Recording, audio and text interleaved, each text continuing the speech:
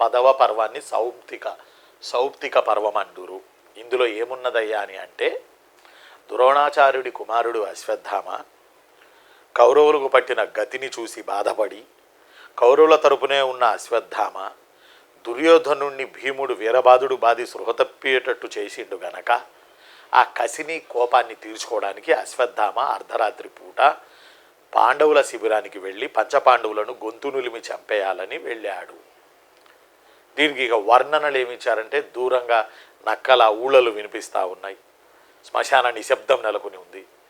ఇలాంటి నేపథ్యంలో అశ్వత్థామ ఈ సౌప్తిక పర్వంలో భాగంగా పంచపాండవుల ఆ యొక్క అక్కడికి వెళ్ళాడు, వాళ్ళ శిబిరాలకి వెళ్ళాడు. అయితే లక్కీగా ఆ టైంలో పంచపాండవులు కృష్ణుడి శిబిరానికి వెళ్ళి ఉన్నారు, ఏదో సంథింగ్ చర్చల కొరకు. ఆ టైంలో పిల్లలు ఉన్నారు, పసిపిల్లలు, ఏది ఈ గుడారాలలో.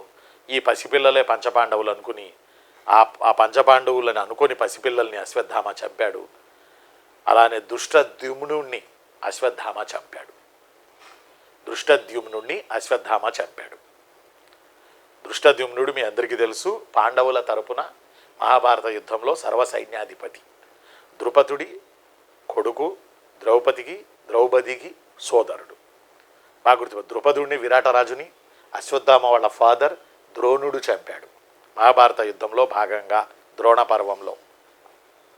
అలానే ఇప్పుడు ద్రోణుడి కొడుకు అశ్వత్థామ ద్రుపద మహారాజు యొక్క కొడుకు దృష్టద్యుమ్నుణ్ణి చంపాడు ఆ శిబిరాలలో. దృష్టద్యుమ్నుడి ఫాదర్ ద్రుపదుణ్ణి అశ్వత్థామ ఫాదర్ ద్రోణుడు చంపగా, ద్రుపదుడి కొడుకు దృష్టద్యుమ్నుణ్ణి ద్రోణుడి కొడుకు అశ్వత్థామ చంపాడు. గుర్తుపెట్టుకోవాలి, ద్రోణుడు ద్రుపదుణ్ణి చంపాడు, వాళ్ళ అబ్బాయి అశ్వత్థామ ద్రుపదుడి కొడుకు దృష్టద్యుమ్నుణ్ణి చంపాడు.